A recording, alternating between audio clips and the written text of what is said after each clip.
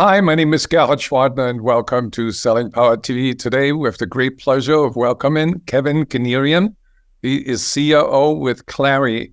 Welcome, Kevin. Yeah, all right. Thank you so much for having me. Appreciate the opportunity to talk to you and your audience. There's a story about you that I want to verify, that when you have a sales meeting, a call with 50 salespeople, let's say, on the call, that you ask them the question, where are you with this opportunity, at what stage, and what is your next step? Is that correct? I'm always looking at what is the next step, but more importantly, what I call sequence of events. What are the things that have to happen for us to reach partnership with a new customer, or us to reach expansion with an existing customer? And so those are critical things that I'm always testing for. So in a nutshell, how do you explain Clary to a COO who wants to accelerate revenue? Most companies at the end of the day have an ERP database. They have a CRM database. They have a marketing database. But what they don't have is a revenue database. What Clary has done is we've built the industry's first real revenue database. It's time series.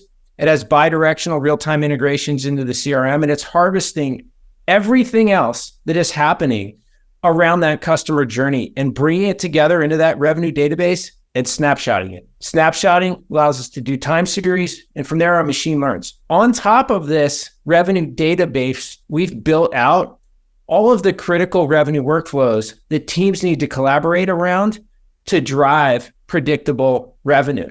And we've since expanded the platform to not just include internal workflows, but external workflows on how we engage with prospects, how we engage with customers. Thus, it's really become the instrumentation to drive revenue as a process across the organization. So when you look at the snapshot, what are the two things that salespeople become aware of that they wouldn't see if they look at their own Salesforce.com data? Because we're bringing it together, we compare to what's happened in the past. And so we can look at, okay, here's what a good opportunity looked like as it moved through your funnel.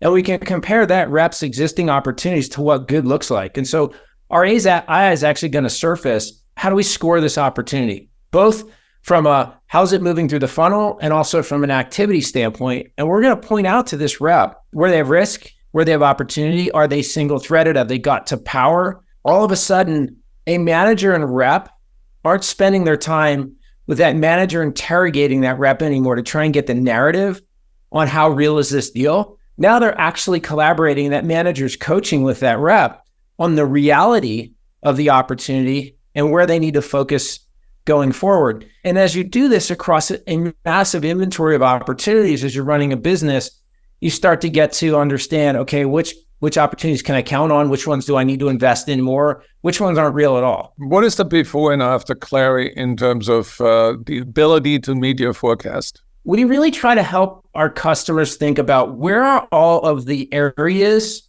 of revenue leak that are happening throughout the entire funnel. Gar, the typical basic workflows or cadences, as we call them, that happen across the 13 weeks of each quarter are rep manager 101, forecast call, and maybe some kind of pipeline call. There's so much more that happens across those 13 weeks. If you can blueprint your critical revenue processes and then instrument them in a platform like Clary, you can now drive those processes on a global basis across all segments and regions, get real-time feedback. Are they working? Are they being followed? And make adjustments. And so we can then allow all of the folks to collaborate around them, right? So we call that revenue collaboration and governance. Yeah. Then we can actually drive predictable revenue.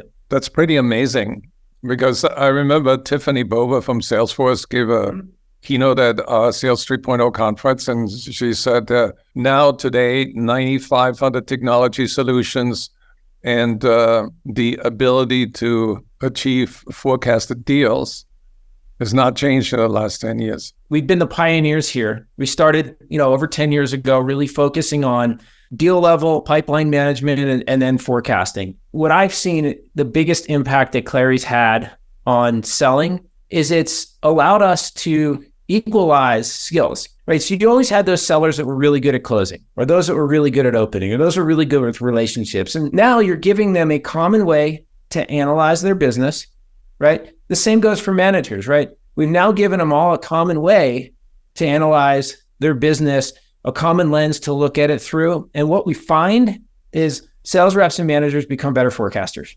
They become more strategic GMs of their business because they're not just looking at the deal in the moment. They're looking at the quarter. They're looking at the pipeline they need to create for the out quarter. It's really this evolution that I've seen of the CRM just taking and giving nothing back to now a revenue system that's giving stuff back to, our craft, which is sales.